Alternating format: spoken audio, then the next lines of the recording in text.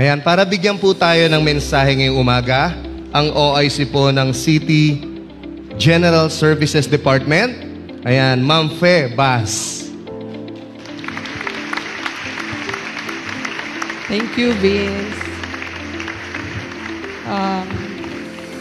Isang magandang umaga po sa ating Acting Mayor Gian Soto at sa ating Acting Vice Mayor Alfred Vargas at sa lahat po ng mga konsehal na nandito po sa harap natin.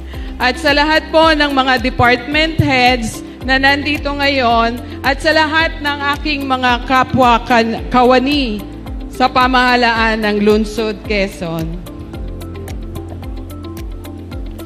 Una po sa lahat, kami ay nagpapasalamat na nabigyan muli ang kagawaran ng Lingkurang Panlahat o ang GSD ng pagkakataon upang magbigay ng mensahe para sa inyo dito sa ating flag raising ceremony.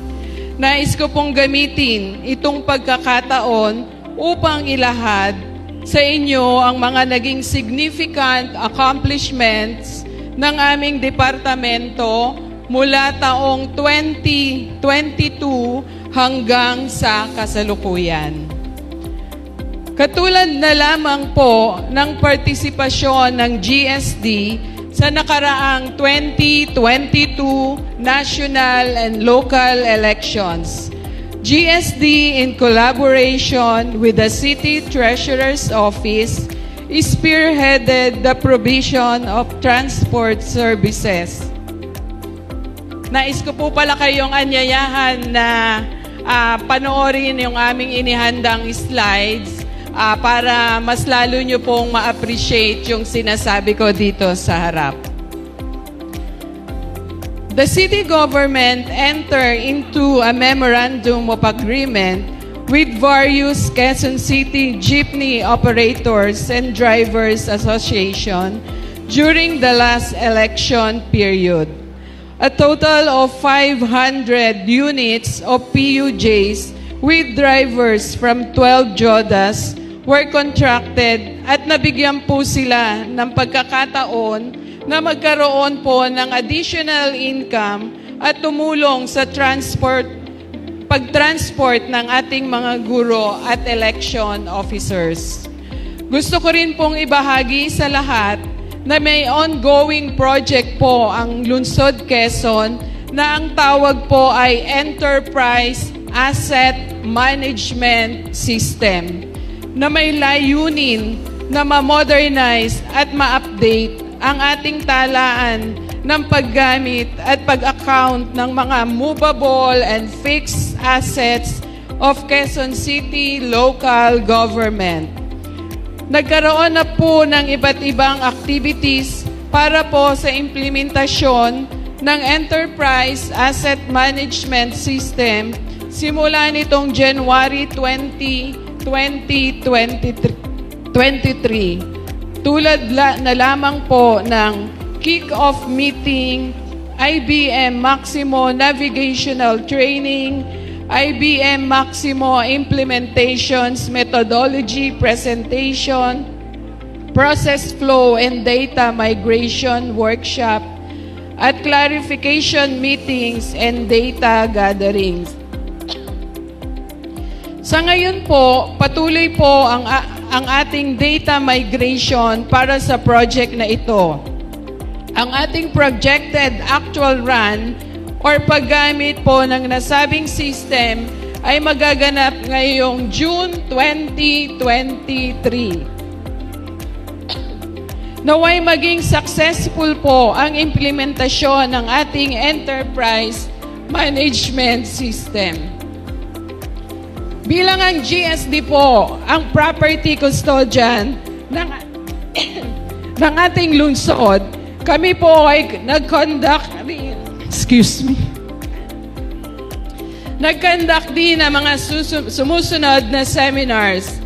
Orientation seminars on inventory taking procedure and proper documentation disposition of fixed assets on March 28, 29, and April 7, 2022 for schools and other offices, departments with 386 participants, and May 30, 31, June 1 and 2, 2022 for barangays with 240 participants. Nagkaroon din po ng Supply and Property Management Seminar Workshop on June 10, 2022 for executive offices with 236 participants, and on August 3, 2022 for legislative offices with 92 participants.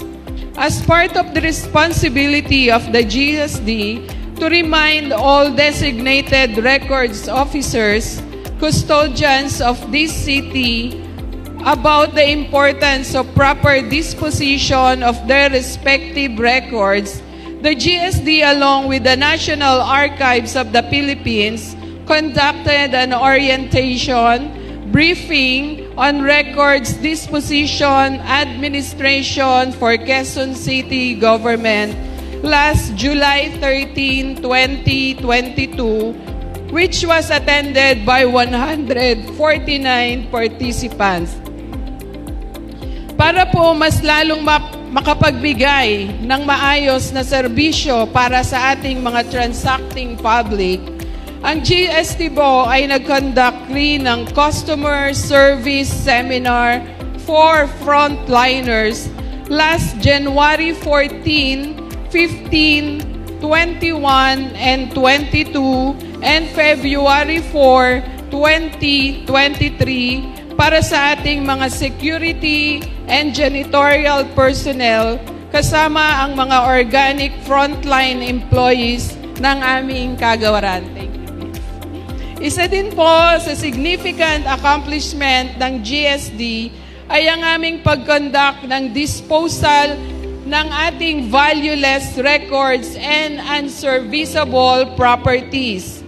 Last September 10, 2022, we successfully conducted an actual disposal of valueless records from 7 offices with 13 disposal approved request with a total volume of 22.85 cubic meters, generated income of 32,215 for the Quezon City local funds, thus relieving department heads, offices, records officers of its equivalent from records accountability.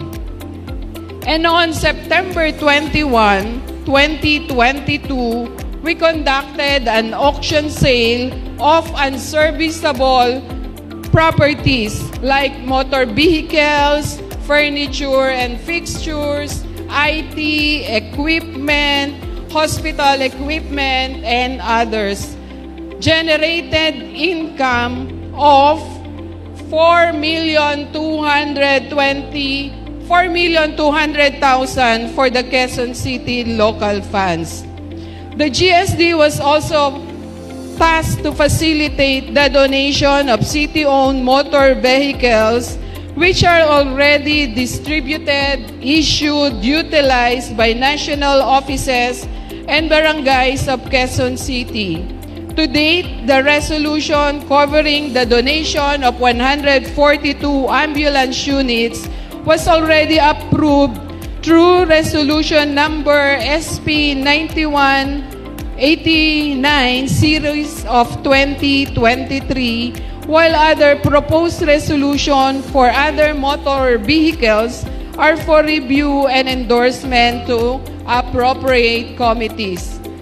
The donation of this vehicle will mean savings for the city government due to the insurance, registration, maintenance, and other operational expenses incurred therefrom. Our expected time to complete the donation process is on June 30, 2023. Bilang pagsuporta ng aming departamento sa socialized housing program ng ating lungsod, ang GSD po ay nakapag-provide ng 157 original copies of Transfer Certificate of Title with total land area of 48,234.6 square meters sa ating Housing, Community Development and Resettlement Department.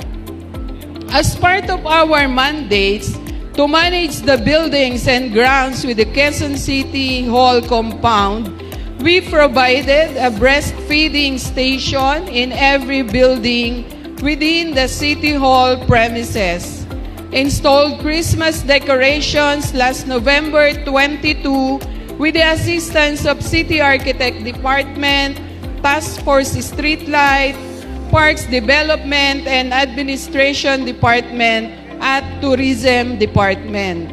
To continue to conduct building, office, and equipment, preventive maintenance, and necessary repairs, and manage the operation of facility, which includes but not limited to air conditioning system, sound system, communication equipment, electrical, plumbing, and elevators. Para masiguro ang kalinisan at kaayusan sa QC complex and its government installation, public markets at medical health facilities, nakapag-deploy po tayo ng ating mga janitors, janitress from excellent and M8 janitorial services and security guards from Lockheed, Advance, ICT, Marban, and Red Planet Security Services. Maraming salamat po sa serbisyo ng ating magigiting na security and janitorial personnel. Para sa magampanan naman po ang aming social responsibility, ang GSD po nag-conduct ng kauna-unahang outreach program last March 25, 2023. Kami po ay pumunta sa Immaculate Heart of Mary sa Banawe, Quezon City para bisitahin ang ating retired nuns, sisters, upang magbigay po ng kaunting tulong at maikling programa para sa kanila through feeding program and distribution of medical supplies, groceries, medicines. Asahan niyo po na aming ipagpapatuloy ang ganitong klaseng programa sa ating community. At bilang pagsuporta po natin sa goal ng ating City Mayor na i-professionalize ang ating workforce at para ma-boost ang moral ng ating mga empleyado. 60 plantilla positions po ng GSD ang nafila pa ng ating competent and deserving employees mula po last year. 17 contractual employees became permanent. 39 permanent employees were promoted to higher positions. 4 lateral applicants were appointed to permanent positions. Maraming salamat po sa bumubuo ng ating Human Resource and Personnel Selection Board. Asahan niyo po na mas lalo pa po naming pagbubutihin ang aming serbisyo para sa Q-Citizen at Quezon City Government.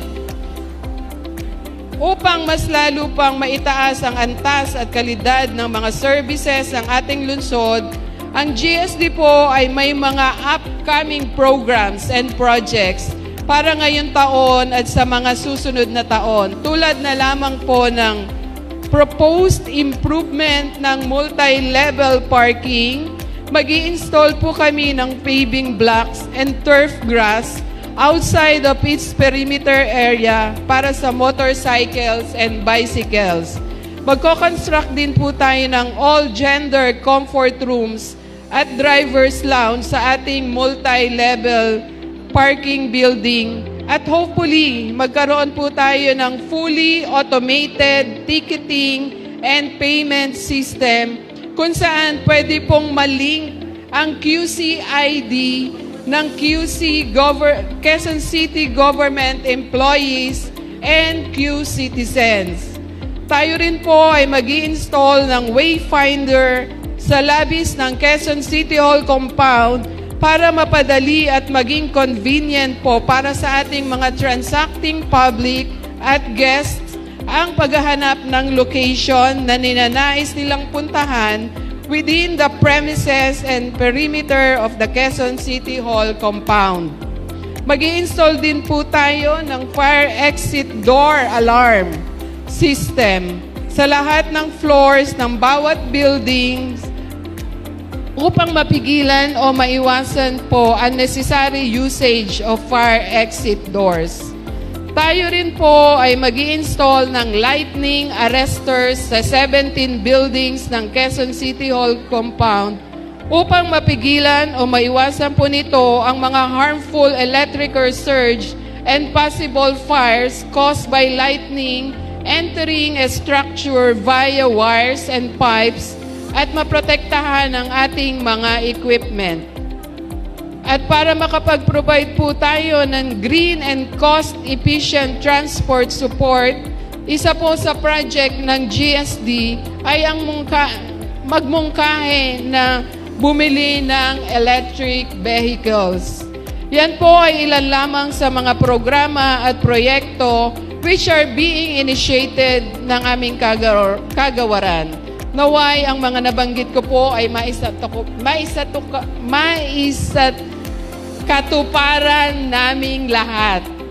Bago po magtapos ang aking mensahe, gusto ko pong i-recognize ang lahat ng mga employees ng General Services Department.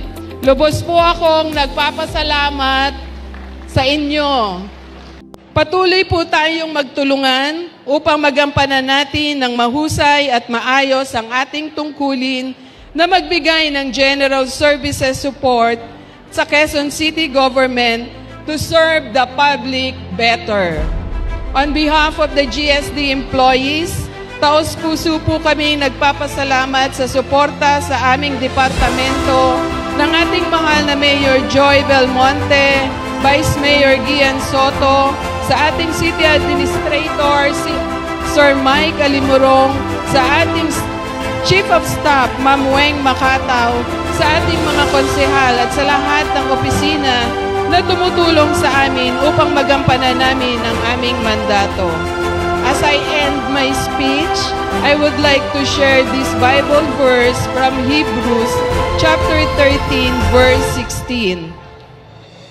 Don't forget to do good and to share what you have, because God is pleased with these kinds of sacrifices. Let's all be compassionate and caring towards those we encounter. Even small gesture can mean a great deal. Muli, isang maganda at mapagpalang umaga po sa inyong lahat. Mabuhay po tayong lahat. Mabuhay po ang Lungsod Quezon. Maraming salamat po sa inyong pakikinig. Dahil po medyo mahaba yung aking naging speech. Maraming salamat po sa inyong lahat.